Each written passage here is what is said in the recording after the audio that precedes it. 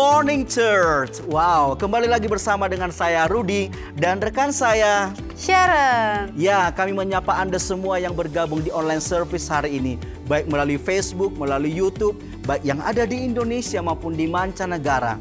Doa kami Anda semua dalam keadaan sehat, bersukacita di dalam kasih karunia Tuhan. Sharon, are you excited this morning? Pastinya excited banget sekarang. Wow, excited. Nah, kalau ada di angka 1 sampai 10, sukacitamu itu ada di angka berapa? Aku pasti di angka 10, karena aku udah ready banget nih Bang. Wow, angka 10. Dan kita juga berdoa agar semua menyaksikan ini benar-benar mengalami sukacita di dalam menyembah dan memuji nama Tuhan. Dan juga kami tidak bosan-bosan mengingatkan Anda dalam menjalani protokol kesehatan, baik dalam pakai masker, mencuci tangan, dan juga jaga jarak dimanapun Anda berada. Yes, benar banget. Apalagi sekarang ini angkanya terus menaik ya. Betul banget. Kita harus bersama-sama mencegah penyebaran COVID dengan tetap mematuhi protokol kesehatan. Dan kami juga kembali menginformasikan pemberian ucapan syukur Anda, persembahan Anda, dan persepuluhan Anda melalui barcode yang tertera di layar device Anda atau komputer Anda. Caranya gampang, Anda bisa scan barcode melalui OVO, melalui GoPay, melalui link aja, dan masih banyak lagi. Kalau Sharon biasanya memberikan persembahan melalui apa? Nah, biasanya aku suka scan pakai OVO atau GoPay, dan juga bayarnya tuh bisa kapan aja dan di mana aja. Oh, sangat gampang. Dan hari ini kita akan kembali dikuatkan dalam sesi firman Tuhan yang akan dibawakan oleh co-pastor kita, Pastor Nancy Dinar, dengan tema khotbah 5 Goals That God Blesses. Dan bukan hanya mendengar, tapi Anda juga mencatat firman Tuhan sehingga Anda bisa merenungkannya kapan saja dan di mana saja. Nah, Bang Rudy, kalau catat khotbah itu biasanya di mana? Biasanya saya di catatan biasa, tapi sekarang ini saya mencatatnya di Galilei Mobile Apps. Wow. Ya, di sana ada tempat untuk kita mencatat khotbah yang bisa membuat kita merenungkan firman Tuhan lebih efektif. Wah, canggih banget ya sekarang. Sangat canggih. Maka dari itu, bagi Anda yang belum mendownload Galilei Mobile Apps, silakan download Galilei Mobile Apps dan Anda membuat resume khotbah yang pastinya lebih efisien. Benar banget. Saat ini kita akan bersama-sama menyatakan rasa syukur kita, terima kasih kita kepada Tuhan, pengaguman kita kepada Tuhan melalui praise and worship kita bersama Galilei Worship Team. Itu sebabnya dimanapun Anda saat ini berada, yang ada di rumah, yang ada di perjalanan, di tempat kerja, atau mungkin masih berlibur, siapkan hati Anda untuk mengalami kasih Tuhan, hadirat Tuhan. Dan saya akan bacakan firman Tuhan dalam Mazmur 108 ayat 4-6. Aku mau bersyukur kepadamu di antara bangsa-bangsa ya Tuhan. Dan aku mau bermazmur bagimu di antara suku-suku bangsa. Sebab kasih-Mu besar mengatasi langit dan setiamu sampai ke awan-awan. Tinggikanlah dirimu mengatasi langit ya Allah. Dan biarlah kemuliaan-Mu mengatasi seluruh bumi. Mari kita berdoa.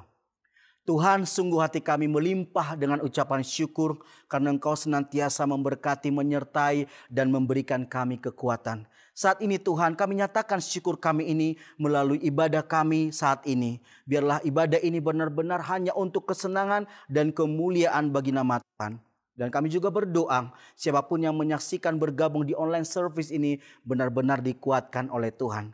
Terpujilah nama-Mu Tuhan, di dalam dan demi nama Tuhan Yesus Kristus kami berdoa. Amin. Selamat beribadah.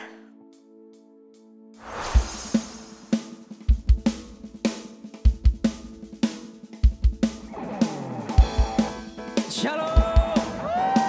Haleluya. Terpujilah nama Tuhan Yesus yang telah setia menyertai dan memberi kita kemenangan sampai hari ini. Mari kita bawa syukur di hadapannya. You have overcome.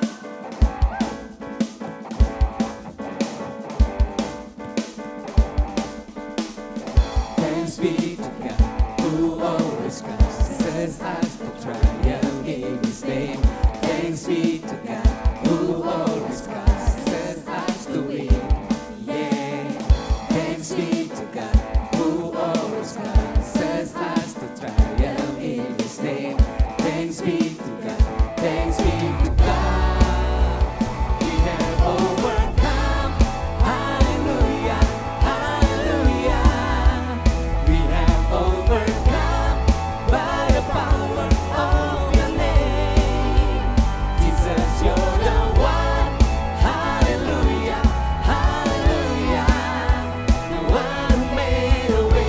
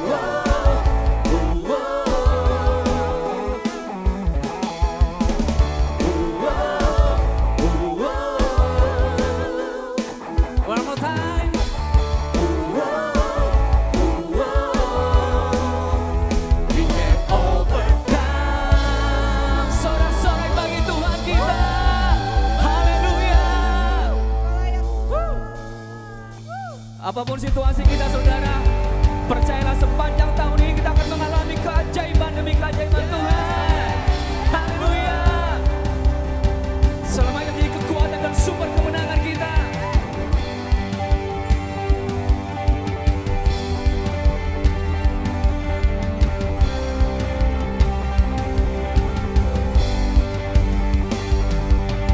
Tak terbayang kebesaran-Mu dan tak terbanding kekuatan-Mu Tuhan.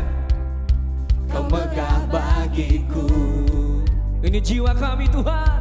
Segenap jiwa dan pengharapan telah ku serahkan tuh rencana-Mu Tuhan. Kau Raja atasku. Hanya Dia, hanya Kau yang layak ditinggikan.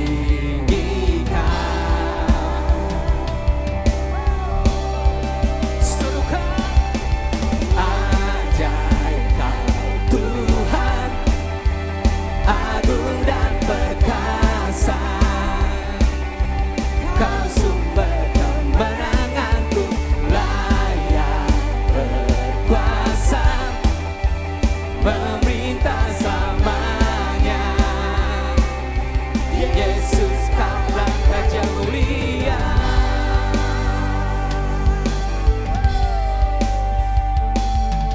Tak terbayang kebesaran-Mu dan tak terbanding kekuatan-Mu Tuhan. Kau megah bagiku. Segenap jiwa dan pengharapan kami serahkan di tangan Tuhan. Untuk rencana-Mu Tuhan. Kau Raja atasku. Hanya Kau yang layak ditinggikan. Keajaiban Tuhan atas kita.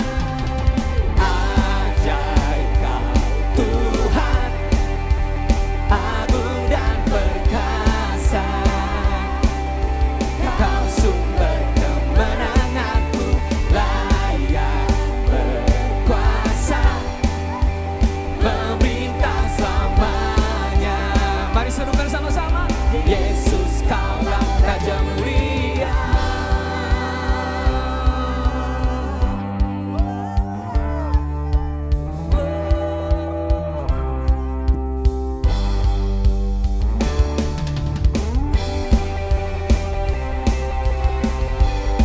Kami percaya kebesaran-Mu Tuhan dinyatakan di sepanjang hidup kami. Ajaib Kau Tuhan, agung dan perkasa. Kau sumber kemenanganku, layak berkuasa, memerintah selamanya. Yesus Kau, sekali lagi semua. Ajaib Kau Tuhan, agung dan perkasa. Kau sumber kemenanganku, layak berkuasa, memerintah selamanya. Yesus Kaulah Raja mulia. Raja mulia, Kau Raja kami Tuhan. Raja mulia.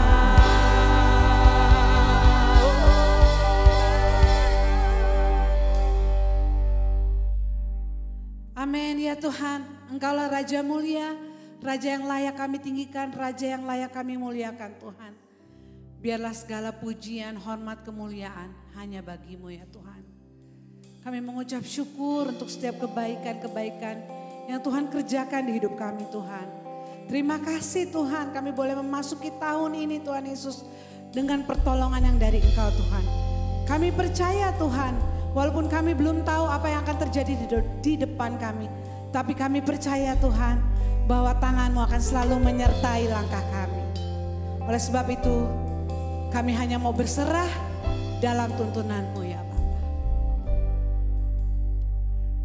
Kau hiasi kehidupanku dengan kemurahan-Mu.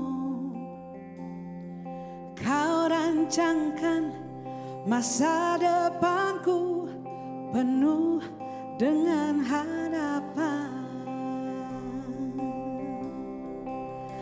Aku ada saat ini semuanya karena kasih-Mu. Aku hidup hari ini semua berkat kemurahan-Mu. Ya, terima kasih Yesus, Engkau sangat baik, teramat baik bagiku. Hey, mari katakan bersama-sama. Kau hiasi kehidupanku dengan kemurahan-Mu. Kau rancangkan masa depanku penuh dengan harapan. Aku ada saat ini semuanya karena kasih-Mu ya Tuhan. Aku hidup hari ini semua berkat kemurahan-Mu. Terima kasih Yesus, Engkau sangat baik, teramat baik bagiku.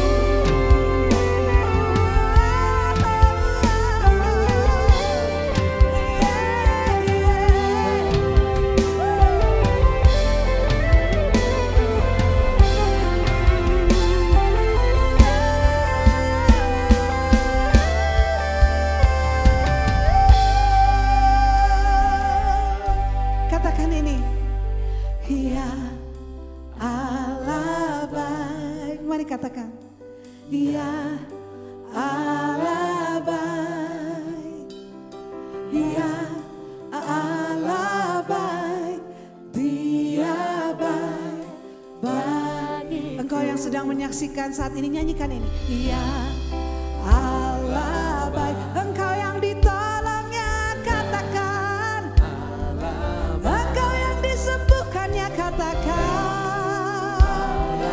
wow, wow, yeah.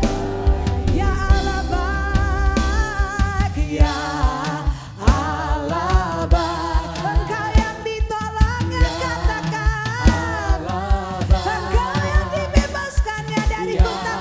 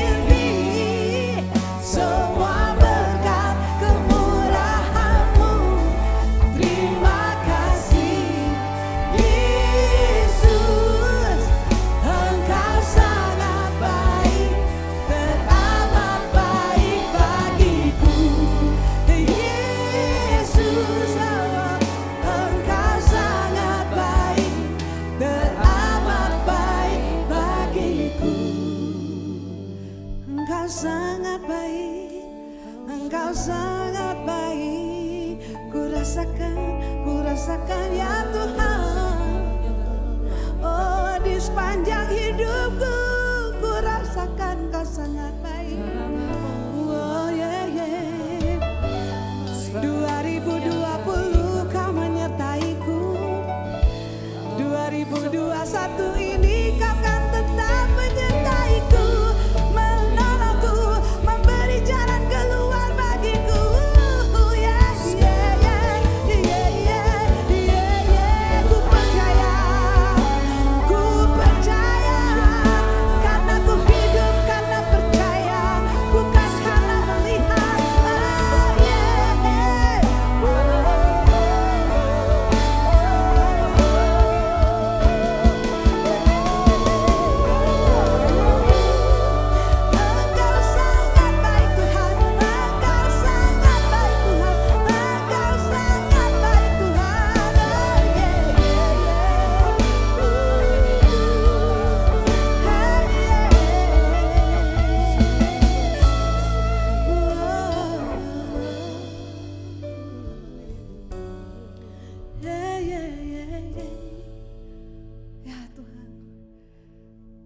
Terima kasih Tuhan.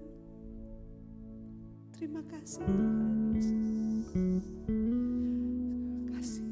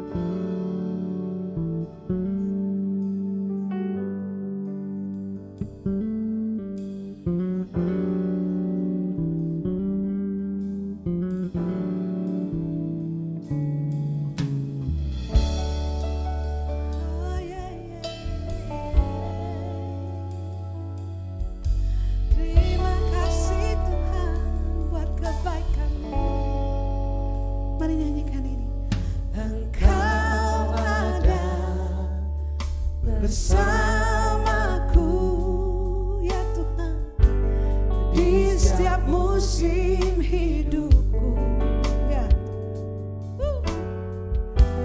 Tak pernah Kau biarkan ya ku sendiri.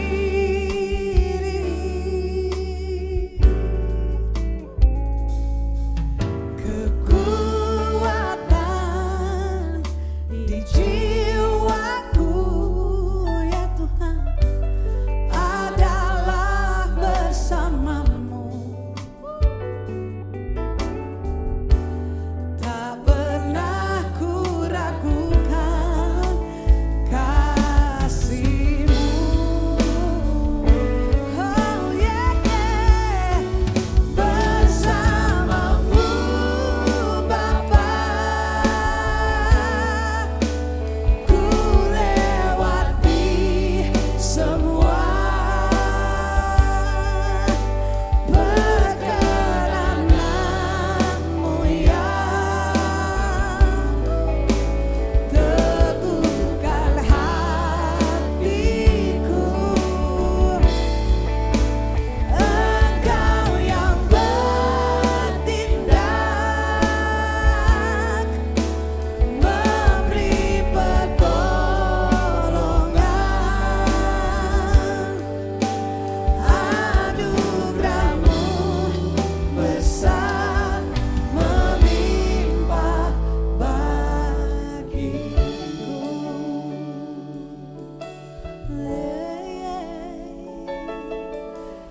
Anugerah-Mu melimpah bagiku Tuhan. Mari katakan, Engkau ada bersamaku yeah.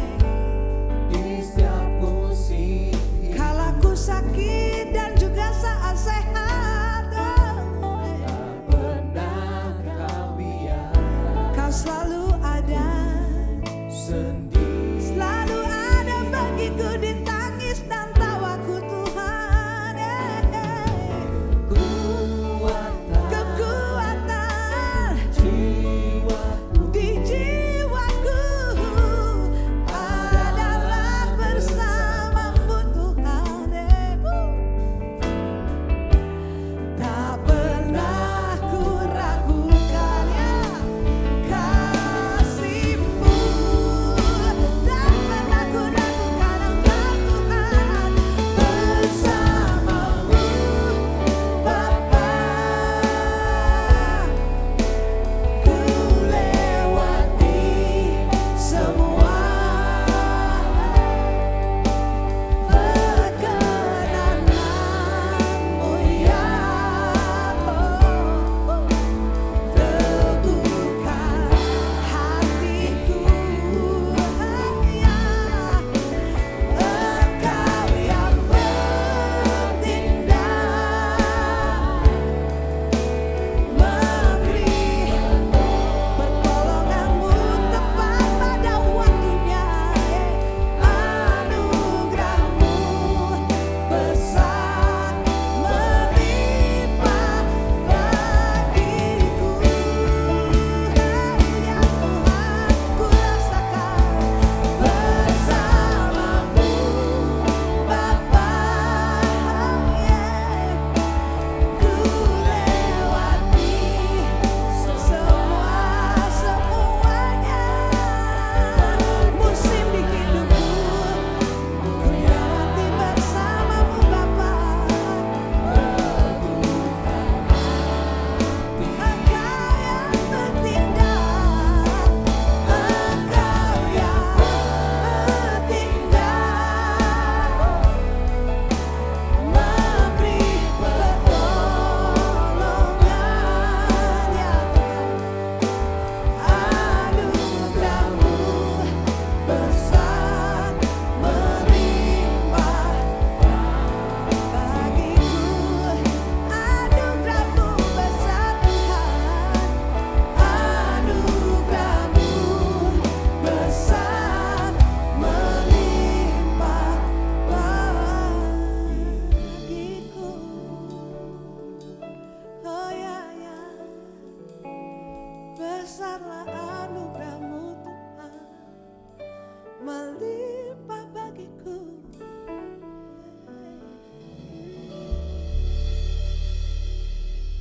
Oh, thank you Lord. Thank you so much. Thank you so much. Thank you so much. Thank you so much.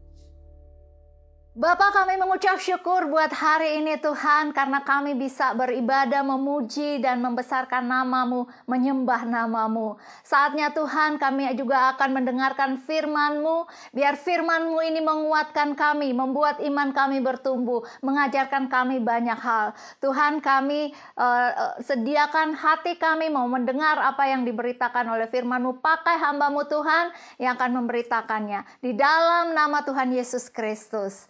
Amin. Pada seri khotbah lalu kita telah belajar tentang 5 hal mengapa kita perlu menetapkan tujuan untuk tahun 2021.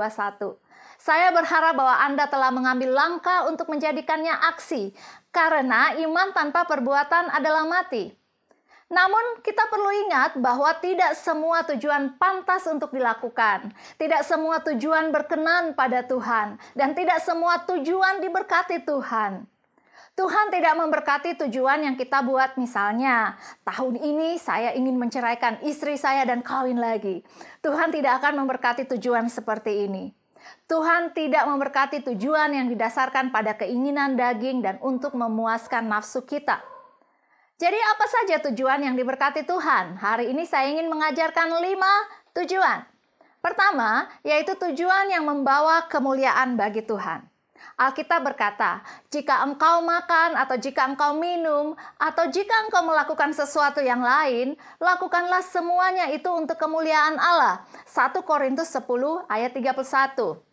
Coba ingat, apakah Anda pernah ke restoran dan ketika melihat daftar menu, apakah Anda berpikir menu mana yang membawa kemuliaan bagi Tuhan? Terus terang saya tidak pernah berpikir seperti itu. Karena biasanya jika ke restoran kita akan memilih mana makanan yang paling enak, paling murah, atau yang lagi promo. Namun kita juga bisa berpikir seperti ini. Mana makanan yang sehat, yang bergizi, dan rendah kalori. Karena jika kita sehat, kita bisa melayani Tuhan. Tuhan tentu saja ingin kita sehat, panjang umur, melayani lebih banyak lagi. Jadi, tentu saja jika kita membuat rencana sesuai dengan tujuan Tuhan ini, maka Ia akan memberkatinya.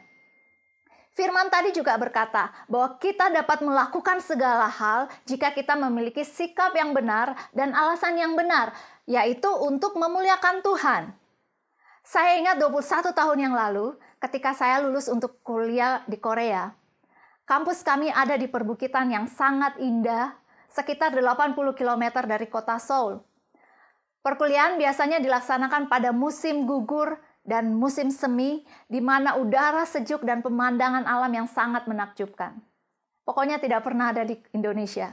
Dan dari asrama, saya bisa memandang pegunungan yang diselimuti pohon-pohon berwarna-warni, sama seperti berada di negeri dongeng.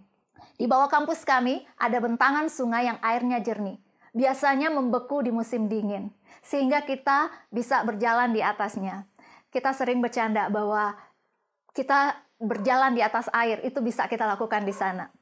Hati saya selalu dipenuhi dengan rasa syukur, dan hadirat Tuhan sangat nyata. Saya seperti berada di Firdaus. Saya bersyukur untuk sekolah itu, untuk para profesor yang mengajar dengan sepenuh hati dan menjadi inspirasi. Saya bersyukur dengan makanan yang selalu tersedia hangat dan sehat di kantin sekolah. Saya bersyukur dengan teman-teman sekamar yang chatty dan messy. Di kampus saya itu ada vending machine di mana-mana. Dengan koin 100 won, saya bisa mendapatkan 1 cup kopi panas yang sangat nikmat diminum saat cuaca dingin. Saya bukan peminum kopi sebelumnya, tapi kalau ada yang bertanya sejak kapan saya mulai menyukai kopi, mungkin saat itu. Bagi seorang mahasiswa program beasiswa, 100 won itu cukup berharga. Saya tidak punya banyak uang, tapi saya senang mengumpul koin 100 won ini dan membeli kopi di vending mesin. Bukan 1 cup, tapi 2 cups. Kemudian saya akan pergi ke pojok kampus yang memiliki pemandangan paling indah dan meminum 1 cup kopi tersebut. 1 cup kopi lainnya saya berikan untuk Tuhan. Gimana caranya? Jadi saya ini sering ngopi bareng sama Tuhan waktu itu. Saya tidak pernah meminum cup kopi yang kedua. Jika waktu kopi bareng Tuhan selesai, isi cup kopi kedua saya akan tumpahkan ke tanah. Mungkin jika ada yang melihat perbuatan saya ini akan menganggap aneh. Oleh sebab itu saya selalu memilih tempat-tempat yang sepi. Saya pastikan Anda bahwa keadaan psikologi saya oke-oke saja. Lama setelah itu saya membaca buku yang berjudul The Practice of the Presence of God dari Brother Lawrence, seorang biarawan yang hidup pada abad ke-17. Brother Lawrence mengajarkan untuk kita menyadari kehadiran Tuhan dalam segala aspek hidup kita. Saat membersihkan rumah, kita mengucap syukur karena kita ada dalam rumah yang melindungi kita dari panas dan hujan. Saat mencuci piring, kita bersyukur bahwa Tuhan memberikan kita makanan sehingga ada piring yang kotor yang perlu dicuci. Apapun yang kita lakukan, bayangkan bahwa Tuhan ada di samping kita dan bercakap-cakap dengan kita. Lakukan percakapan itu di kepala kita dengan membayangkan dan menyadari kehadiran Tuhan. Maka kita sudah mempraktekkan berada dalam hadirat Tuhan. Untuk pemula ini mungkin tidak mudah. Apalagi sekarang banyak distraksi ya di sana sini. Jadi lebih gampang kalau kita berada di tempat yang sepi. Itu sebabnya sekali kita itu butuh retreat. Atau kalau lagi pergi liburan bersama keluarga, jangan menghabiskan waktu untuk membancakan diri saja. Tapi ambil waktu menyepi dan bercakap-cakap dengan Tuhan. Jika kita sering melakukannya di tempat sepi, kita melatih diri kita sehingga akhirnya ketika kita berada di tengah keramaian sekalipun, kita bisa merasakan hadirat Tuhan. Inilah yang Paulus maksudkan sebagai berdoalah senantiasa atau berdoalah dengan tak berkesudahan. Saya lebih senang bercakap-cakap dengan Tuhan sepanjang hari, mengalami hadiratnya setiap saat, daripada 1 jam berdoa di pagi hari, kemudian sisa hari hidup seperti tidak ada Tuhan. Oke, jadi tujuan seperti apa yang memuliakan Tuhan? Yaitu tujuan yang membawa kita dekat dengannya. Semua tujuan yang membuat nama Yesus ditinggikan. Tujuan yang membuat rencana Tuhan dalam hidup kita terlaksana. Tujuan yang akan membangkitkan kasih orang lain kepada Tuhan. Tujuan yang akan menjadikan kita saksi bagi dunia.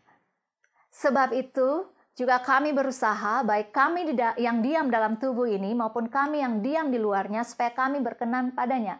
Itu kata 2 Korintus 5 ayat 9. Yang kedua, tujuan apa yang diberkati oleh Tuhan? Yaitu tujuan yang dimotivasi oleh kasih. Lakukanlah segala pekerjaanmu dalam kasih. 1 Korintus 16 ayat 14. Tuhan lebih tertarik dengan mengapa daripada apa yang kita lakukan. Dan Tuhan lebih mementingkan hati kita daripada aksi kita. Tuhan ingin tahu kenapa kita melakukan apa yang kita lakukan. Apa motivasi kita di balik tujuan dan perbuatan kita itu. Tuhan tidak akan memberkati tujuan yang dimotivasi oleh rasa takut, oleh rasa bersalah, oleh rasa tidak aman, oleh ego atau kesombongan kita. Oh, saya ingin lebih banyak atau saya ingin lebih baik dari orang lain. Saya ingin lebih kaya dan terkenal. Saya ingin lebih banyak follower. Saya ingin postingan saya di Instagram banyak yang like dan komen. Tidak, Tuhan tidak akan memberkati tujuan seperti ini. Anda bisa saja buat rencana dan mencapainya tanpa penyertaan Tuhan. Tuhan juga tidak akan memberkati tujuan yang dibuat karena peer pressure. Oke, karena semua orang melakukannya, jadi saya juga perlu melakukan itu. Saat ini, medsos sering dijadikan ukuran kesuksesan seseorang. Namun medsos kita kan ini terus berkembang.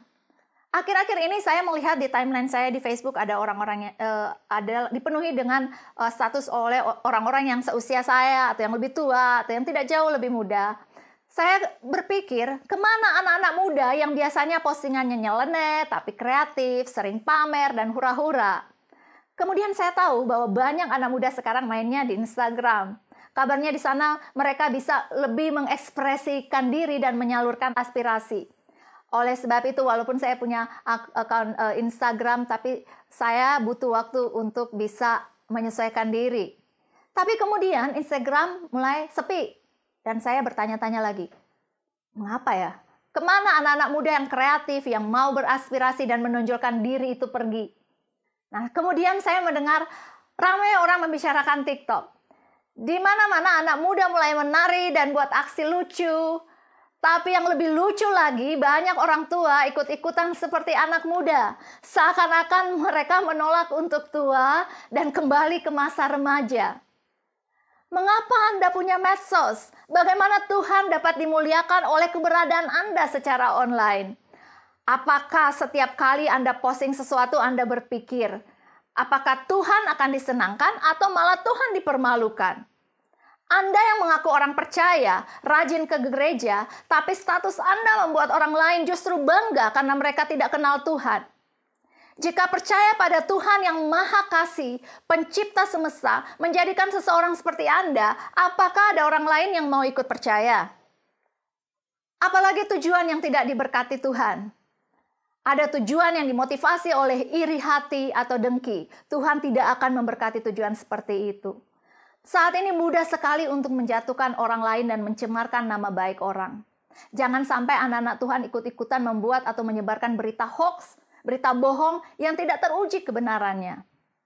Tuhan juga tidak ingin memberkati tujuan kita yang bisa membahayakan orang lain.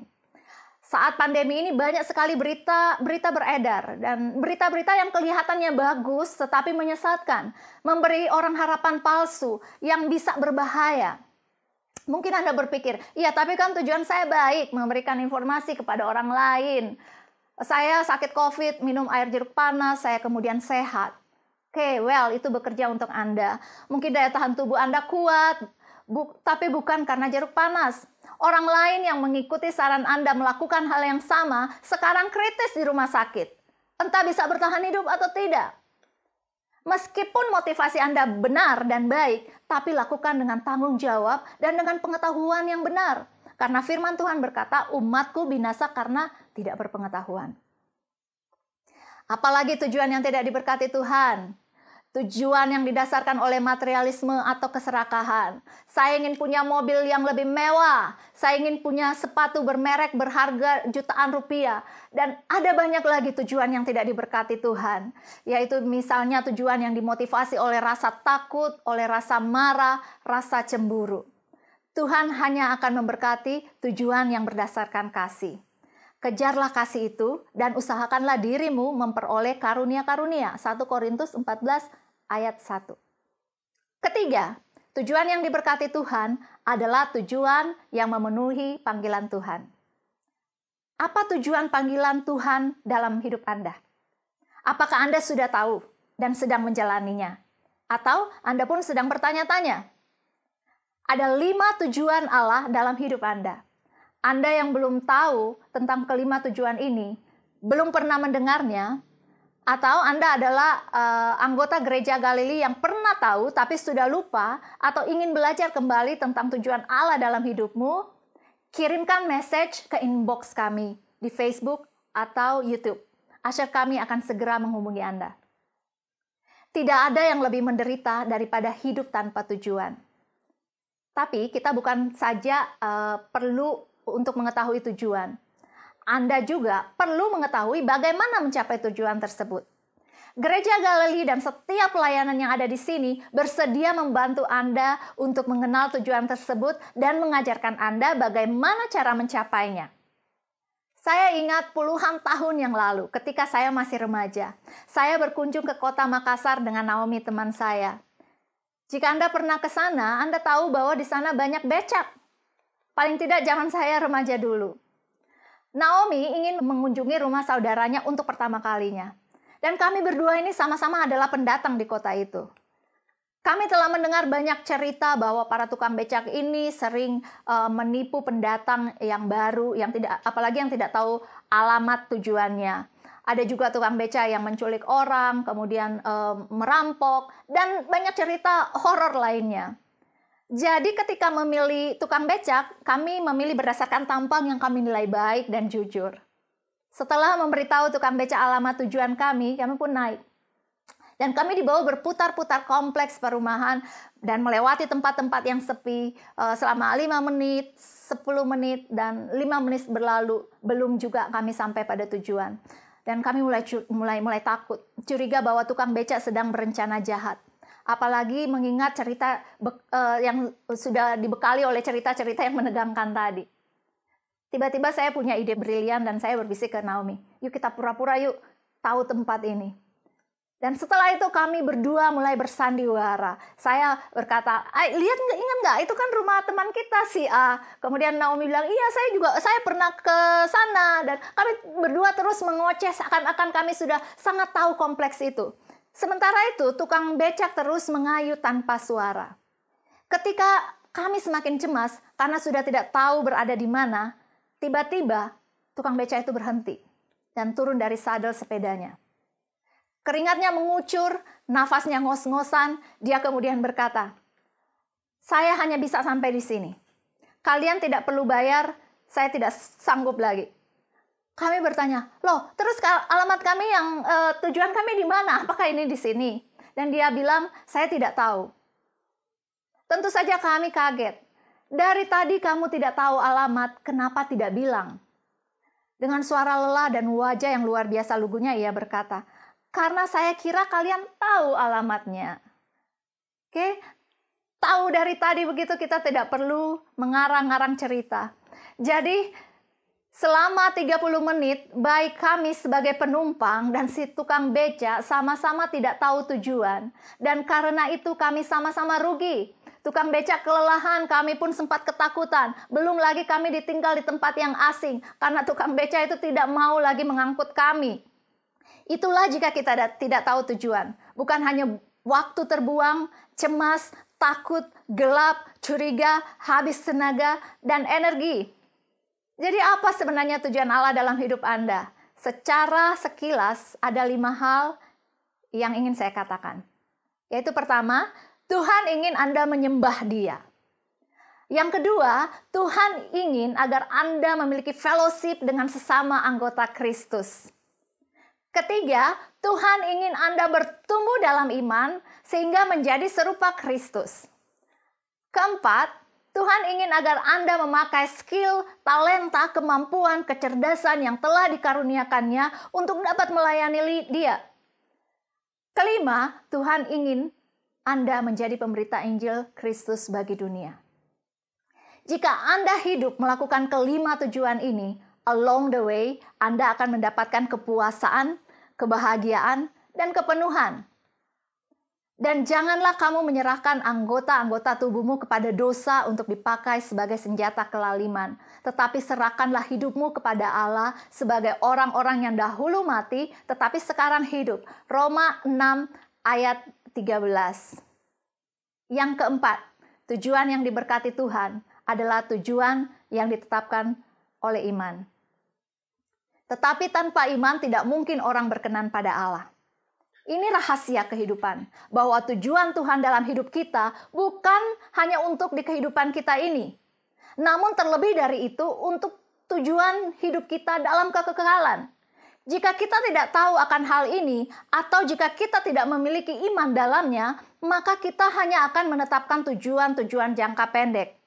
Kita bisa saja menetapkan tujuan untuk bisa sekolah sampai sarjana, berumah tangga, dan beranak 3, memiliki rumah megah dan mobil mewah.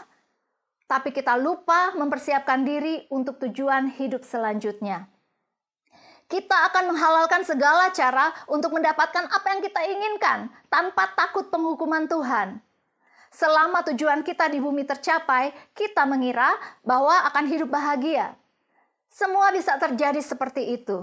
Tujuan jangka pendek kita bisa terwujud. Namun ketika kita memiliki segalanya, barulah terasa bahwa ada yang kosong dan hampa dalam hidup ini. Salomo berkata, semuanya sia-sia. Apa yang ada di kolong langit ini sia-sia. Salomo saja yang dengan segala kekayaan, kejayaan, dan kemasyhuran, has it all, mencapai impian tertinggi yang bisa dialami oleh manusia. Tetapi ketika semua itu ia miliki, semua tujuan jangka pendeknya tercapai, ia merasa kosong dan hampa. Tidak ada lagi yang perlu dicapai karena ia telah memiliki segalanya. Apakah ia menjadi bahagia? Tidak. Sebaliknya, ia menjadi depresi. Tidak ada lagi alasan bagi dia untuk bangun esok hari. Di Korea, setiap bulan November ada 1 hari keramat bagi seluruh bangsa. Waktu itu jam kantor akan mulai lebih siang. Jalanan dan rumah penduduk sepi. Gereja dan wihara penuh dengan para orang tua, kakek, nenek, om, tante berdoa. Anak yang baru lulus SMA tegang karena mereka akan mengikuti ujian perguruan tinggi yang disebut Suneng. Kalau di kita dikenal dengan UMPTN. Suneng akan menentukan masa depan mereka secara hitam putih. Jika mereka lulus masuk universitas ternama, maka masa depannya cerah. Namun jika tidak, maka masa depannya cilaka.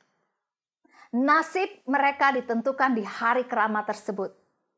Itu sebabnya para orang tua memenuhi tempat ibadah, berdoa untuk memohon belas kasihan Tuhan yang mereka percaya agar Tuhan bisa menolong anak mereka.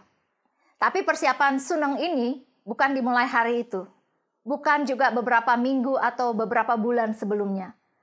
Melainkan bertahun-tahun sebelumnya. Sejak seorang anak SD, bahkan TK, mereka sudah dipersiapkan dengan berbagai les tambahan untuk meningkatkan kompetensi mereka di atas yang bisa diberikan sekolah. Orang tua bekerja keras dan menghabiskan rata-rata 1/3 pendapatan mereka agar anak mereka bisa ikut les ini itu. Anak-anak belajar dari pagi sampai malam. Ada yang memulai belajar jam 6 pagi dan selesai jam 10 atau jam 11 malam. Waktu, tenaga, biaya ditujukan untuk bisa lulus masuk perguruan tinggi ternama. Tentu saja ini adalah suatu tekanan yang sangat luar biasa. Itulah sebabnya angka bunuh diri anak-anak remaja di sana sangat tinggi. Namun apa yang terjadi jika tujuan itu tercapai? Ketika masuk perguruan tinggi ternama terwujud. Saat itulah banyak remaja yang tiba-tiba merasa hampa. Sebagian besar porsi hidupnya hanyalah untuk mengejar cita-cita itu, bayangkan. Dan cita-cita itu menjadi segala-galanya. Tapi tiba-tiba tidak ada lagi tujuan yang harus membuat mereka berjuang. Oh, begini toh rasanya mencapai cita-cita yang sudah diusahakan sejak lama. Paling lama, rasa senang dan bangga bertahan 6 bulan. Dan setelah adrenalin, yaitu hormon yang membuat seseorang sangat senang karena pencapaiannya hilang, hidup seperti layang-layang putus. Jika tidak ada rencana atau tujuan yang lebih panjang dari itu, maka ia telah kehilangan semangat hidupnya. Kita bertanya, dan bagaimana dengan mereka yang kecewa karena tidak masuk perguruan tinggi ternama? Apa yang terjadi bagi mereka? Tentu saja tidak lebih baik.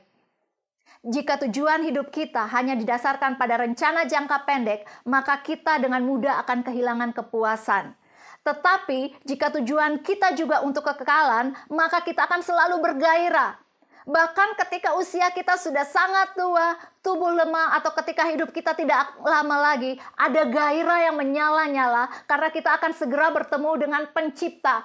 Sama seperti lagu himne zaman dulu yang berkata, "Oh Yerusalem, kota mulia, hatiku rindu ke sana."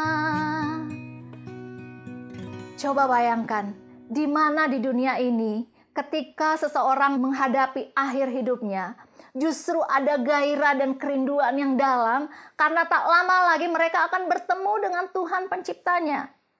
Bertemu dengan orang-orang yang dikasihinya, yang telah terlebih dahulu dipanggil Tuhan. Tetapi sekarang mereka yang merindukan tanah air yang lebih baik, yaitu tanah air sorgawi. Sebab itu Allah tidak malu disebut Allah mereka, karena Ia telah mempersiapkan sebuah kota bagi mereka. Oke, yang kelima, yang terakhir, tujuan yang diberkati Tuhan adalah tujuan yang dicapai oleh kuasa Tuhan. Bukan dengan keperkasaan, bukan dengan kekuatan, melainkan dengan rohku, firman Tuhan semesta alam, Sakarya 4 ayat 6. Kita bisa saja membuat tujuan dengan motivasi yang benar, oke, yang didasarkan oleh iman, oke, dan untuk memuliakan Tuhan. Tapi ada satu hal lagi yang perlu kita lakukan, yaitu melakukannya dengan kuasa Tuhan, dengan kekuatan dan dengan roh Tuhan. Waktu masih muda dulu dan masih jadi orang percaya mula-mula, saya berdoa dan bertanya Tuhan untuk segala hal. Bahkan untuk membeli sabun cuci merek apapun, saya berdoa dulu. Namun tahun berlalu, saya mulai kurang berdoa dan minta bertanya atau minta konfirmasi tentang segala hal. Ya, saya tahu dan percaya apa yang Tuhan inginkan karena semakin lama bergaul dan mengenal Tuhan, kita semakin dewasa dan harusnya bisa memilih dengan bijaksana. Anak-anak saya tidak perlu bertanya kepada saya baju apa yang harus mereka pakai hari ini atau deodoran merek apa yang cocok. Saya juga tidak ingin direpotkan dengan pertanyaan-pertanyaan yang sepele. Bahkan saya bangga jika mereka mulai bisa mengambil keputusan dan memikul tanggung jawab. Namun sering kita kebablasan karena overconfidence, melakukan sesuatu yang kita anggap baik. Ingat, tidak semua intensi yang benar akan menghasilkan kebaikan jangka panjang. Salah satunya adalah dalam menolong orang. Secara pribadi, saya ingin menolong banyak orang. Tapi karena sumber daya yang terbatas, tentu saja saya harus memilih-milih. Saya kemudian membuat kriteria. Oke, jika Tuhan mempertemukan saya dengan orang yang membutuhkan, berarti itulah orangnya. Tujuannya sepertinya baik, berdasarkan kasih dan untuk memuliakan Tuhan, serta tentu saja memenuhi tujuan Tuhan sendiri. Tapi apakah hasilnya baik? Ingat, di sekitar kita banyak serigala berbulu domba. Jika kita mengandalkan kekuatan sendiri, mungkin kita tidak bisa mengenal mereka dan akhirnya menjadi mangsa. Oleh sebab itu, kita perlu mencari hikmat dan bertanya kepada Tuhan. Lihat, aku mengutus kamu seperti domba ke tengah-tengah serigala. Sebab itu, hendaklah kamu cerdik seperti ular dan tulus seperti merpati. Matius 10 ayat 16. Sebagai orang Kristen, kita diajarkan untuk bisa memberi dan bermurah hati.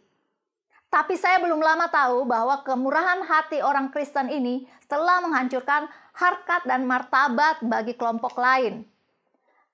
Contohnya, lebih 1 dekade yang lalu, negara Haiti dilanda oleh gempa bumi yang hebat yang menghancurkan negara mereka. Ibu kota mereka, Port-au-Prince, waktu itu jadi puing-puing. Ada lebih dari 300.000 orang yang meninggal pada saat itu. Setelah bencana itu, seluruh dunia tergerak untuk membantu, memberikan donasi. Dan tentu saja banyak dari mereka adalah gereja-gereja, organisasi misi atau organisasi Kristen yang tujuannya tentu saja baik. Namun ketika dievaluasi 1 dekade berjalan, dalam sebuah dokumenter yang berjudul Poverty Inc. digambarkan bahwa bantuan kemanusiaan telah membuat perekonomian lokal yang hancur karena gempa bumi tidak berdaya untuk bangkit kembali. Contohnya, para petani kapas, salah satu produksi utama negara itu, tidak bisa menjual kapas mereka. Karena negara-negara Eropa dan negara Amerika mengirimkan bertonton baju bekas layak pakai yang bisa diperoleh secara gratis. Pengusaha kapas, gulung tikar, dan pekerja kebun kapas kehilangan pekerjaan. Demikian juga ketika para petani di sana mulai menanam padi, ada negara maju yang mendatangkan beras subsidi. Para petani yang tidak bisa bersaing dengan beras impor yang lebih bermutu dan lebih murah, jadi gulung tikar. Ini terjadi selama bertahun-tahun. Akhirnya angka pengangguran tinggi, lapangan kerja tidak tercipta, angka kriminalitas meningkat, angka kemiskinan meningkat pula, kebanggaan dalam bekerja semakin lama semakin berkurang. Dan setelah bertahun-tahun dimanjakan oleh bantuan kemanusiaan, dunia telah menciptakan satu generasi yang lemah tanpa daya juang. Donasi dalam jangka waktu lama telah mematikan kreativitas dan menciptakan ketergantungan. Dan tentu saja masih banyak contoh lain yang terjadi di negara-negara Afrika atau belahan dunia lainnya, dan tidak perlu jauh-jauh, bahkan terjadi di Indonesia. Galilei adalah gereja yang menjadikan misi sebagai tujuan akhir dari journey pemuritan. Semua anggota diharapkan untuk bisa menjadi utusan misi di dalam dunia atau di marketplace. Kami juga selalu tanggap dengan bencana atau tragedi kemanusiaan yang ada. Tapi tentu saja semuanya harus dilakukan dengan bijaksana dan dengan hikmat serta kekuatan dari Tuhan. Kita tidak boleh selalu percaya dengan pengertian kita sendiri, karena kadangkala pengertian kita itu ujungnya bermasalah. Ini adalah ayat terakhir hari ini. Percayalah kepada Tuhan dengan segenap hatimu, janganlah bersandar pada pengertianmu sendiri, akuilah Dia dalam lakumu, maka Ia akan meluruskan jalanmu. Amsal 3 ayat 5-6. Mari kita berdoa. Tuhan, kami bersyukur untuk firman Tuhan pada hari ini yang mengajarkan kami tentang 5 tujuan yang diberkati Tuhan. Biarlah Tuhan dalam membuat rencana dan tujuan untuk tahun 2021 ini, kami menyelaraskan dan menyesuaikan tujuan-tujuan itu dengan kehendak-Mu sehingga dapat Engkau berkati Tuhan. Tolong kami untuk bisa berhikmat dan bijaksana. Tolong kami untuk mengevaluasi kesalahan-kesalahan yang kami lakukan tahun sebelumnya dan memperbaikinya pada tahun ini. Tuhan, tolong agar tahun ini menjadi lebih baik dari tahun yang lalu. Tuhan, tolong agar tahun ini meskipun kami menghadapi pandemi secara global, tetapi sebagai orang-orang percaya, Tuhan, kami dipimpin oleh hikmat Tuhan, kami dipimpin oleh Roh Tuhan, sehingga kami dapat melakukan terobosan-terobosan, terlebih dari itu kami dapat melakukan hal-hal yang besar, dan semuanya ini bisa terjadi untuk kemuliaan nama Tuhan semesta. Terima kasih Tuhan, kami berdoa di dalam nama Tuhan Yesus Kristus. Amin. Puji Tuhan, firman Tuhan yang luar biasa, dan saya percaya Anda semua diberkati oleh firman Tuhan. Dan firman Tuhan jangan cuma didengar saja, tetapi kita harus menjadi pelaku firman Tuhan. Amin. Biar firman Tuhan jadi rema, dan Tuhan memberikan hikmat kepada kita untuk mengaplikasikannya di dalam kehidupan Anda masing-masing. Dan saat ini sebelum kita tutup dalam doa berkat, saya mau mengutus Anda untuk Anda pergi ke tempat Anda berada, pergi ke dalam keluargamu, kepada teman-temanmu, kepada lingkungan pekerjaanmu, dan menjadi berkat di sana, menjadi teladan Kristus bagi banyak orang, dan menjadi garam dan terang di tengah-tengah Anda berada. Mari kita angkat tangan kita, dan kita akan terima berkat-berkat dari Tuhan. Tuhan mengasihi engkau dan saat ini Tuhan menghadapkan wajahnya kepada engkau dan memberi engkau kasih karunia. Dia menyinari engkau dengan cahaya wajahnya dan memberikan damai sejahteranya berlimpah-limpah. Dan tangan Tuhan ada di atasmu untuk melindungi engkau dan untuk melepaskan berkat-berkat dalam kehidupanmu. Dan tangan yang perkasa itu yang akan mengangkat engkau sehingga engkau terus naik dan tidak pernah turun. Diberkatilah engkau di dalam segala hal yang engkau lakukan, di dalam pekerjaanmu, di dalam rumah tanggamu, di dalam masa belajarmu, dalam studimu, dan dalam apapun yang engkau kerjakan. Biar orang-orang yang ada di sekitarmu melihat engkau dan memuliakan Bapa di sorga. Dan engkau jadi terang yang menjadi berkat yang luar biasa bagi mereka. Dan semua berkat ini terjadi atas seluruh anak-anak Tuhan dimanapun engkau berada, hanya di dalam nama yang luar biasa, nama yang baik, nama yang indah, yaitu nama Tuhan Yesus Kristus. Semua yang diberkati sama-sama katakan amin. Amin. Selamat hari Minggu, selamat bertemu kembali di waktu yang akan datang. Tuhan Yesus memberkati. Wah, Bang Rudi, khotbah hari ini sangat menginspiratif ya. Yes, that's amazing dan saya sangat diberkati. Kita semua diberkati ya. Pastinya. Ya, bagi Anda yang ingin mengenal Galilee Church dan pelayanan Galilee Church lebih jauh lagi, Anda bisa men-scan barcode yang ada di layar kaca Anda atau Anda bisa mengklik link yang ada di kolom deskripsi. Dikarenakan masa pandemi ini, maka ibadah akan terus dilaksanakan secara online. So, silakan bergabung bersama kami dan kita akan kembali memuji Tuhan bersama-sama. Yes, mari kita tetap mematuhi protokol kesehatan di masa pandemi ini. Memakai masker, rajin mencuci tangan, dan selalu menjaga jarak satu dengan yang lain. Baik, sampai jumpa minggu depan. See you next week. Bye-bye.